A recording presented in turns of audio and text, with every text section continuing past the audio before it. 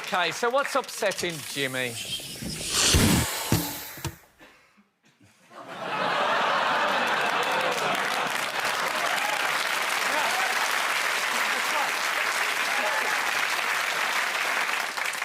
Tax loopholes, Frank. So this isn't tax evasion, this is tax avoidance. So it's following the letter of the law, not the spirit of the law, and leaving it up to us to decide how much we pay. And I don't think it's a good idea. It's not a good idea. No, I don't know all the detail. I think that's been reported on. It's like one law for rich people and one law for everyone else. It doesn't seem fair, and it seems to me they should make the law much clearer, much simpler to follow, and it would be better for everyone.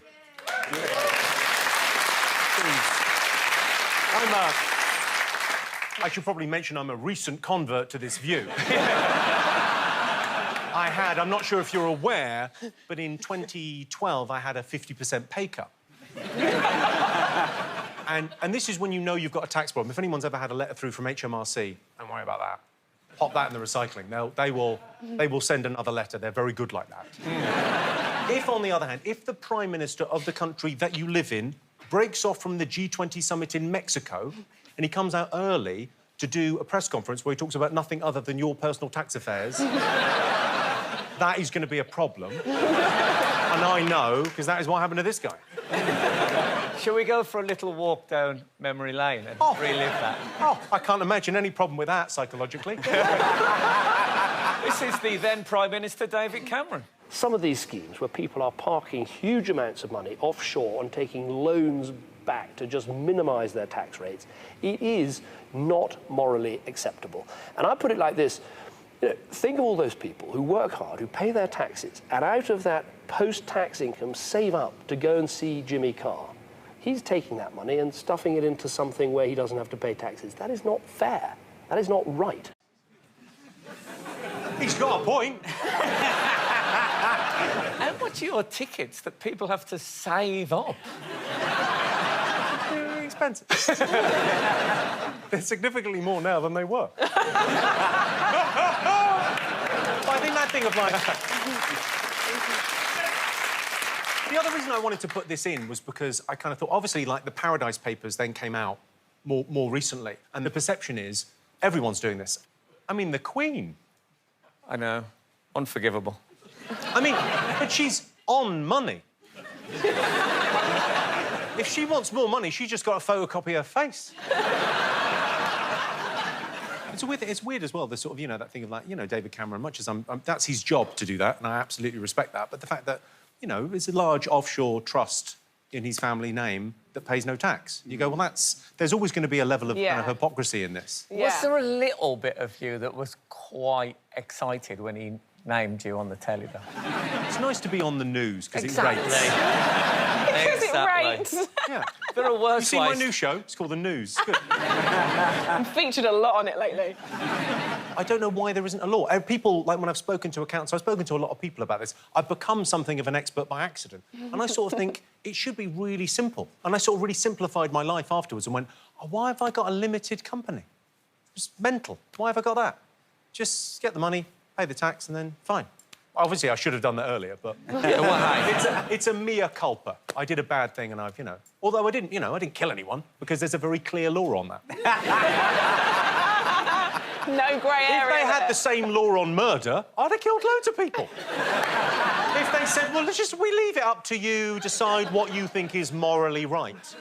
No, that's your job.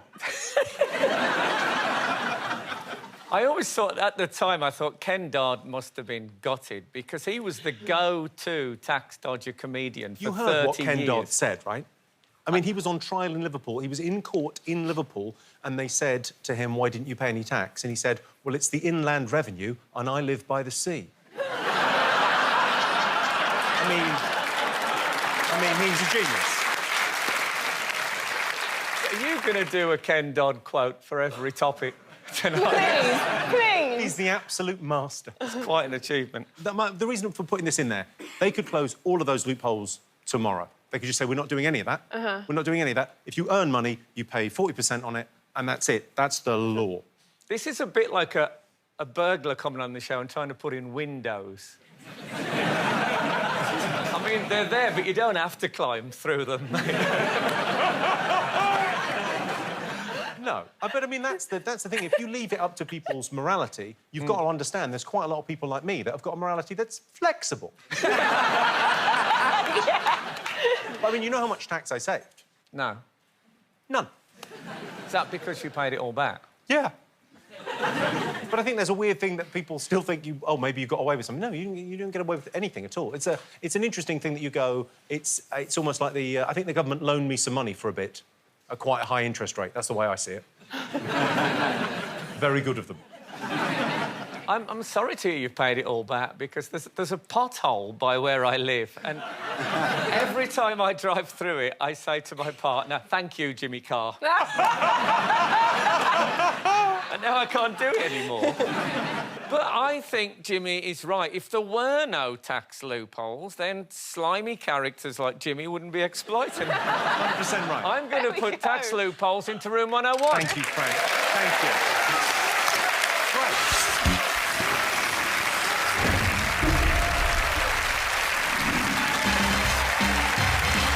Right then, to Jimmy. Other people's opinions. Right. What specifically? This is about sort of 24-hour news and their propensity with the vox pop, which I'm not a huge fan of. I'll tell you what I like: experts. I think it was Michael Gove said, "I think people are tired of experts." No, I tell you what I'm tired of: Michael Gove.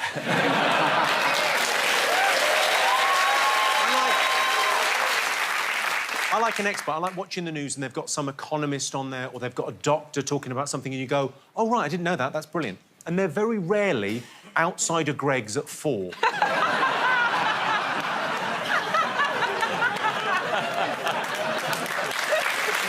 not. I know what you mean. I heard a radio phone-in about crime in the UK just a couple of days ago. And I think if the contributors, instead of speaking, had whistled, it wouldn't have in any way lessened the content of the show.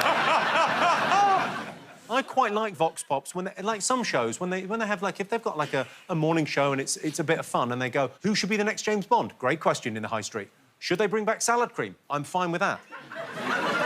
But as soon as they go, what do you think about Brexit? I go, it's too important. Tell us what happened. Give us the facts on the news. It shouldn't be an opinion show, I don't think. Yeah.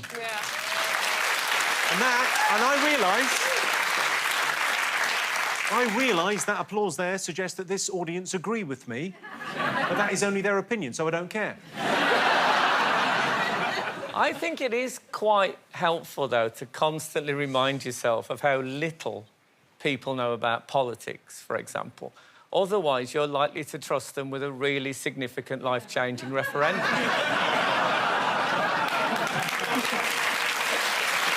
Yeah. Can I show you? This is an MP, an Australian MP, who presumably is the sort of person you think should be interviewed about that. And they're asking him about same-sex marriage. So, he's working in a legislative assembly, so he's the man to speak to. People are entitled to their sexual proclivities. I mean, let there be 1,000 blossoms bloom as far as I'm concerned. But I ain't spending any time on it because in the meantime, every 3 months, a person is torn to pieces by a crocodile in North Queensland. What?